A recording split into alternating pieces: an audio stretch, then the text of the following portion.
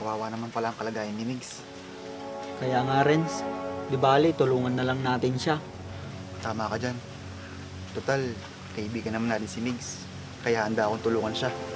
Ako rin, Renz.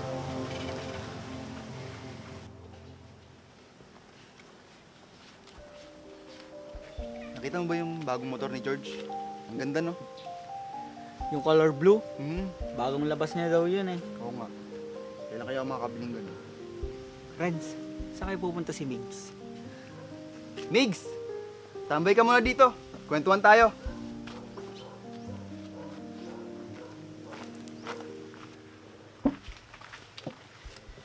Naku mga pare, sa susunod na lang. May pinapagawa pa kasi si nanay sa bahay eh. Ang sipag mo naman, Migs. Ang swerte naman ng mapapangasawa mo.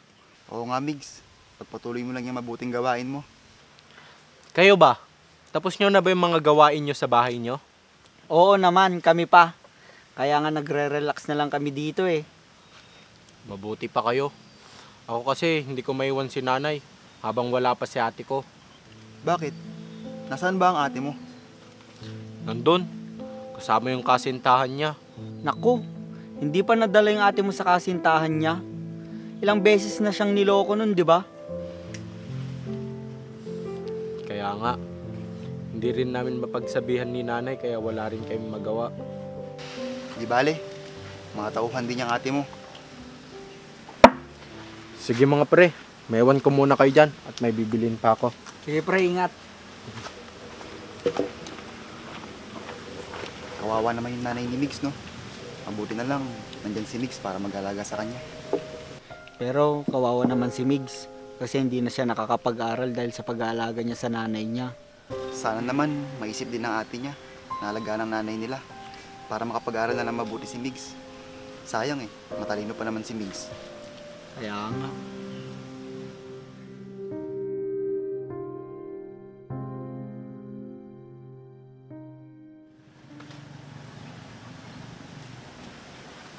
Chris, kamusta na kaya si Migs?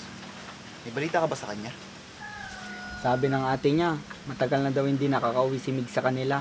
Simula nung nawala yung nanay nila. Ano na kaya nangyari sa kanya?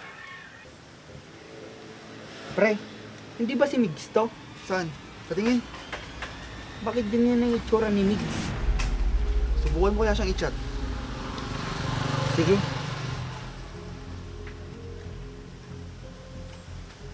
Hintayin natin mag-reply.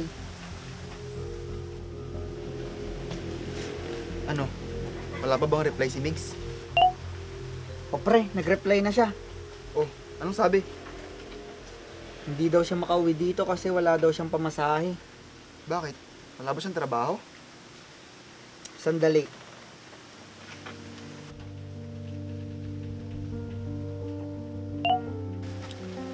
Sabi niya nawalan daw siya ng trabaho. Ilang linggo nang nakakalipas. Sige. Tanungin mo ko anong address niya. Pupuntahan natin.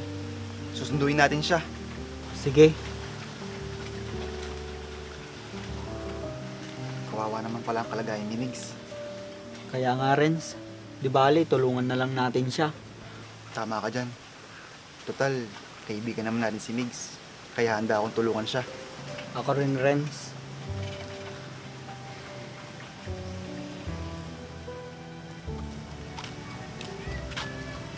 Migs, nandito ka na sa inyo. Maraming salamat mga pre. Wala yun. Basta ikaw. Kahit ilang taon tayo nagkahiwalay, hindi nyo pa rin ako kinalimutan. Siyempre naman paring Migs, kaibigan ka namin. Ang tagal ka nga naming hinanap ni Renz. Simula nung nawala si nanay, lumuwas na akong Maynila para maghanap ng trabaho.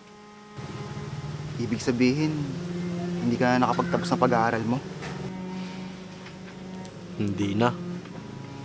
Sige Migs, pahinga ka muna sa bahay nyo. Bukas na lang tayo mag-usap-usap nila Renz. Sige, tara. Pasok muna tayo sa bahay. Huwag na pare, may lalakarin pa ako eh. Ako din, may pupuntan pa ako. Bukas na lang tayo magkwentuhan ulit sa dati nating tambayan. Sige, mag-ingat kayo. Maraming salamat ulit sa inyo mga pare. Wala yun. Kaibigan ka namin. Para magkakapatid na rin turingin natin, di ba? Sige na, baka mahuli pa kayo sa mga lakad nyo. Maraming salamat ulit ha. Sige pre, walang anuman. Sige, Kwentuhan na lang ulit sa tambahin bukas. sige mga pre.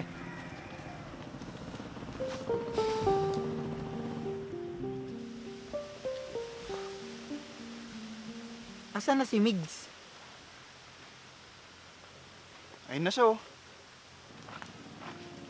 O mga pre, kanina pa ba kayo dito? Hindi naman. Kumusta ka na? Nakatulog ka ba ng maimbeng? Oo Chris,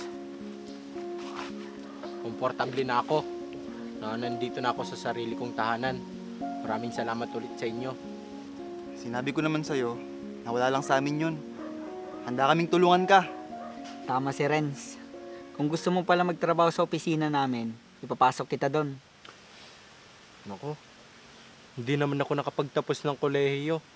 Baka hindi ako pwede doon. Ano ka ba, Migs? Mataas ang posisyon ni Chris doon. Kaya kanyang ipasok. Total, matalino ka naman at madaling matuto. Alam ko, kayang-kaya mo yon. Marami na kayong naitulong sa akin. Pero hindi ko tatanggihan yung inaalok mo, Chris. Sige, papayag na ako. Ayan, magkakasama na rin tayo doon sa opisina. Doon ka rin ba nagtatrabaho, Renz? Oo naman. Kaya mas masaya na nandun ka na. Salamat talaga sa inyo. Napakabuti niyong kaibigan.